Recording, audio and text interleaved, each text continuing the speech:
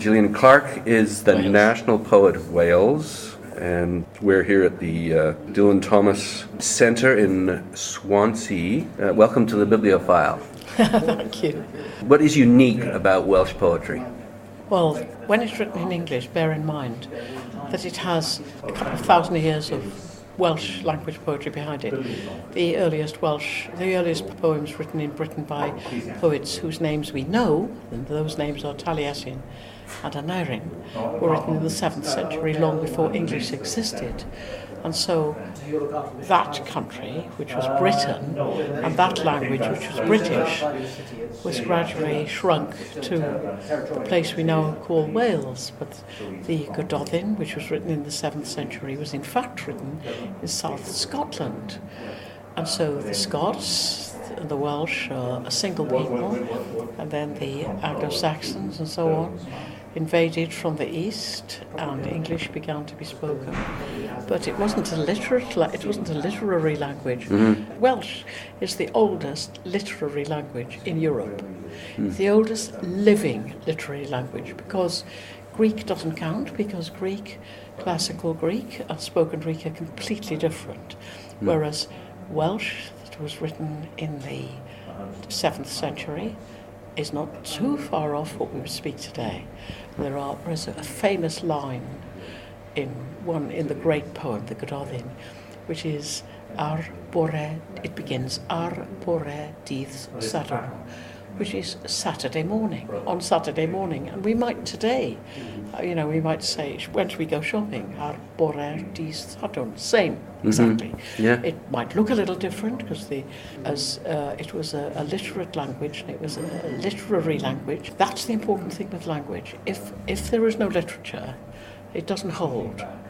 And of course it wasn't written down, but spoken by the bards in the great houses, the taverns, in any meeting place, and gathered together, any place where people gathered together, and they remembered it and they passed it on. That's the key, isn't it? Memorability. Yeah, and of course poetry isn't poetry if it isn't memorable. Mm-hmm. Yeah, or it's not good poetry. It's not poetry. It's not worth remembering. It doesn't work, no. Yeah. Because if it's good poetry, we do remember it, don't we? Mm-hmm. We hold it in our heads. So many beautiful from Britain, from other countries, from America, Canada, Australia, do stay in my head if they're good, and if they don't, I think that's not poetry. And it has to be the truth too. I think that's right. Yeah. It's not fiction, it is the truth. And it may go at it in a strange way. It may use symbolism, or it may use story, but when it sinks into your head, you think, that's true, that's right.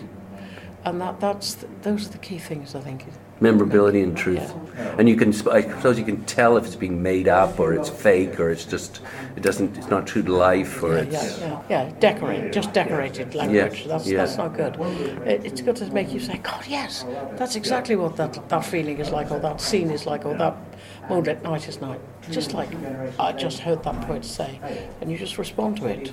Well, in fact, you talked about earlier in the talk about responding to what Cordelia said to her father. She actually spoke truth to power in a way. Yeah. I, as a very young child, knew that she spoke the truth, and that he was trying to make something happen which wasn't true. He was trying to make her say, you love me better than your two sisters do. Yeah.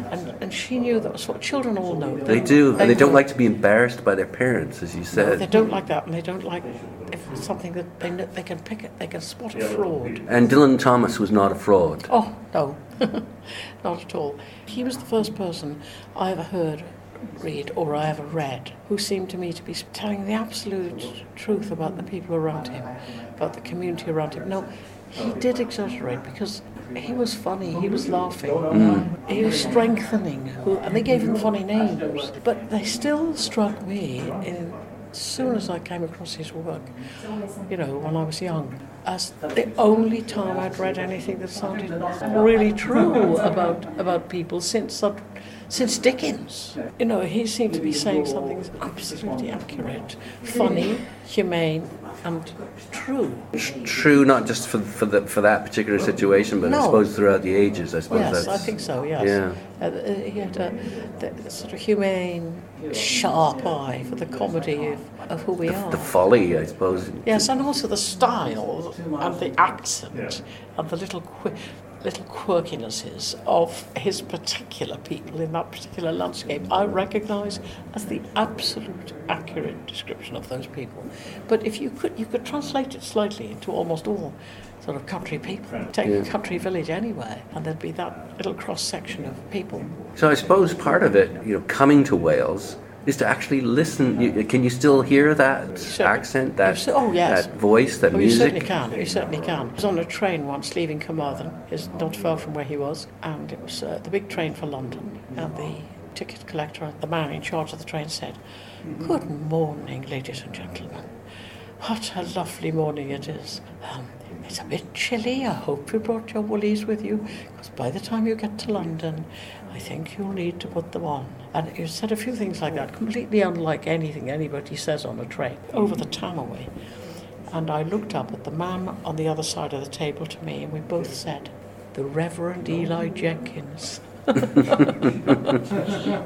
morning, everybody. What a lovely day it is today. Yeah. Oh, it's a bit chilly. Both thought, Eli Jenkins lives. Extraordinary. So that's one reason to come here, is just to hear the people talk. Walk around in the sort of shops, go around Marks and Spencer's or somewhere and listen. I got a play going once that I was trying to write because an old lady in Marks and Spencer's said to me, "Oh, the price of fruit is gone wicked. Price of fruit has gone wicked. Gone wicked." And I thought, that's the voice I want in my play. Just finally, you're the national poet. Yes, for Wales. And I asked in our session a bit of a provocative question about Philip Larkin, who rejected that role because he felt that he'd be a lapdog, and that they are lapdogs. They have been, you see. They have been, yeah. And now with Ann Duffy, you mentioned that it's a 10-year appointment, and she can't be fired. So she can diplomatically speak her mind. She's also tactful. She wouldn't say anything unpleasant. It is a royal appointment. Yeah. Mine isn't, hers is. She wouldn't say anything offensive about any royal person. But on the other hand, she didn't feel moved to write a poem on just the birth of a baby to people she didn't know. Yeah. On the other hand, it would be fake. It wouldn't be true. That's right. And in the past, they did write those silly poems, but she doesn't. Yeah. And instead of that, for the wedding, she just arranges this beautiful page of love poems from people who are already in partnerships. Lovely. It worked beautifully. And it elevates, it exposes poetry to larger audiences and different every voices. Every single one of them was telling the truth because they were writing about their real relationships. And that she's been brilliant about things like... She has written about national tragedies like terrible football disasters and so on. Yeah. But that's what she felt like doing so. She says she can... It's kind of human, a way of connecting to people and sharing tragedy. And there was a terrible, terrible murder of a little girl in Wales within the last 12 months, and she was just missing. Her body's never been found. Terrible, terrible, terrible story. And I wrote about that not because it was a national duty, but because I'm a mother and I'm a human being, and this little girl was in a town not far from us, and a poem came into my head. I just had to write it but it went quietly into public places, the paper, the newspaper, and so on. And so I did send it to the vicar of the town. Is it a kind of a solidarity? We feel together. Yeah, it was like that. It was, about this little girl. Yes, because it's how we all felt. So one does, but that's a local and a national response, local and a national tragedy, which we all felt. Yeah. So I'm the poet, so I put it into words. And that's what poets do. Yes. They put into words what many people can't feel. Yes. Everybody feels it. And then you write it and hope that the words are the right ones for other people as well as yourself. Just finally, you feel strongly about what's happening in the educational field. Tremendously. What's happening and what's wrong with it? Well, just to sum it up, creativity is not being valued, and accuracy, accurate mathematics, grammatical English, Logic. correct, Yeah. correct English, correct, and marks being raised for spelling. You've got to, I believe in good spelling, but I mean against imagination and so on, and Free thinking. and then Yeah. there are going to be children who, in a way, it's the typical way that this government thinks about people who don't matter very much. As long as they score in maths and grammar, what does it matter if they have music, art, poetry, and so on? Because they're the ones who will have all those are the ones in what we call the public schools, the private schools, and in the very good schools. We are not joining in this in Wales. We have a separate education system. But I care about the children of Britain too, not only just the ones who live here. So they're losing money, they'll be losing out on music, they're producing all the things that make us human. Well, yeah, and also like sort of encouraging conformity versus rule breaking. Exactly. Exactly. I love what you had to say about bringing parents and children into the system to have a lovely after-school session, make them some cakes and juice, and all sing nursery rhymes together. It does happen, but it should happen everywhere, and it should happen under state education, and it doesn't. It happens if a teacher wants to do it, or if it happens where a creative project is going on, but it wouldn't happen in your average school, obviously. Yeah. And because it's not the norm, whereas it should be. In the past, we all sang nursery rhymes to the children. We all knew that. My mother didn't have a very good education, but she sang me nursery rhymes. She taught me wonderful things. And it formed who you are. Yes, exactly. It's the most important thing that's ever happened to me. Whereas now, get a single mother living in a tower block. She's poor. Switches on the television. It's the one thing they've got. It provides the most, not deliberately, but provides a very impoverished situation for her children. Yeah. So, I mean, that could all be sorted out if education cared enough about that fact. We've had a wonderful my own children have a marvellous creative education. They're all artists. My daughter's a writer, my two sons are musicians. State education, marvellous. Problem. They didn't have a private music lesson, they learned it all in school. Not anymore. It's not available. It's only available for posh kids or people who can pay. There's a bit of music, but nothing like there was. And that's been going worse and worse and worse, and now we're at an all-time low, really. On that note, okay. No, if we're at an all-time low, what can we do?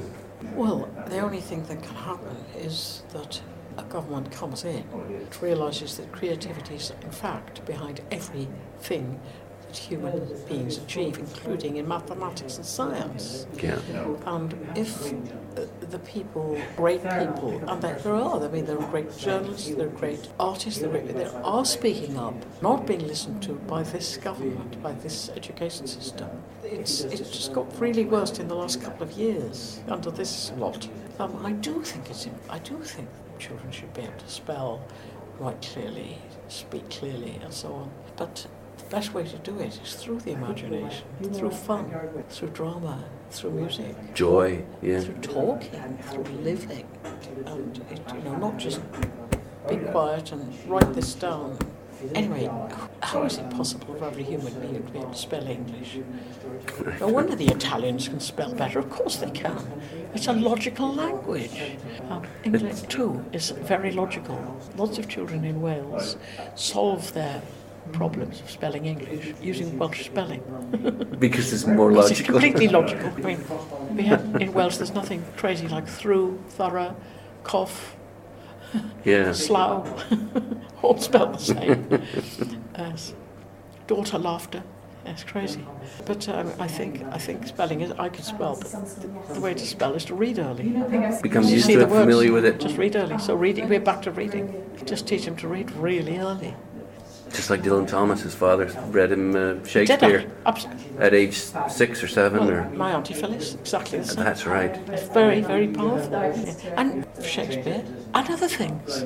There's so many good writers. Well, thanks very much for your messages. Very nice to meet you. And good luck with your poetry and carrying your powerful, important message to the public. Thank you. Thanks very again. much. Nice to meet you. Yes, likewise. How long are you here? We're just here for about a week, and it's been a bit of a whirlwind, but it's been terrific.